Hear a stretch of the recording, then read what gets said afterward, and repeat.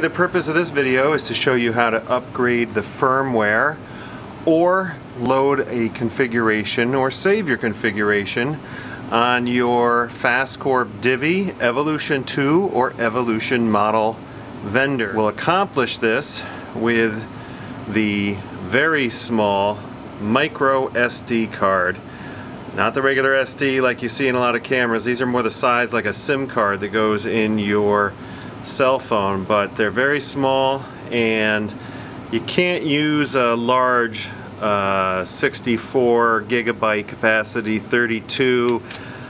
A 8 gigabyte or smaller is ideal if you have the bootloader 2.38. If you do not have 2.38, you want to try to keep it 2 gigabytes or smaller. They're available online. You're not going to find them in a retail shop these days. So we have a 2 gigabyte here. And also with regards to the bootloader, I will be going over that. This is the newer style board you'll find in the some Evolution 2 and all the DIVI vendors. There's no board up here, which you might have, and I will show you that now.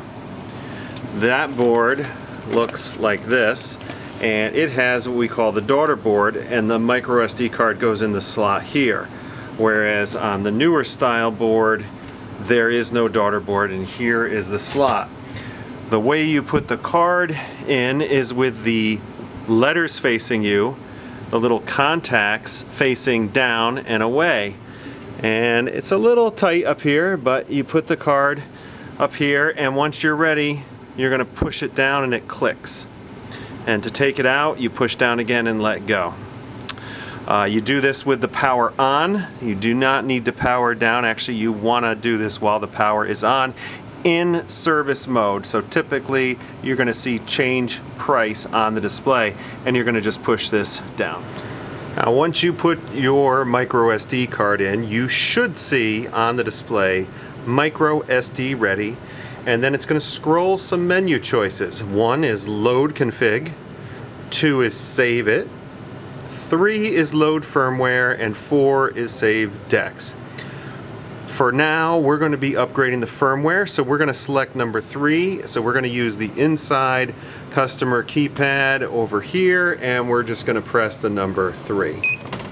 Now, after doing so, we're going to see star key to scroll, pound to select.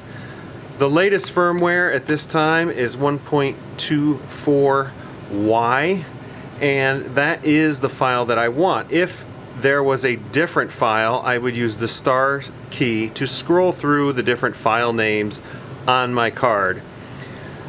For this, that is the right file. I'm going to select the pound key over here on the inside customer keypad, and when I do, you're going to see it change to programming. And it doesn't take a real long time. You can see that it's working there, and it's showing you the version 1.24Y. Now once it's done, it will tell you if everything went smoothly. And at this revision, there we go, update success, remove card.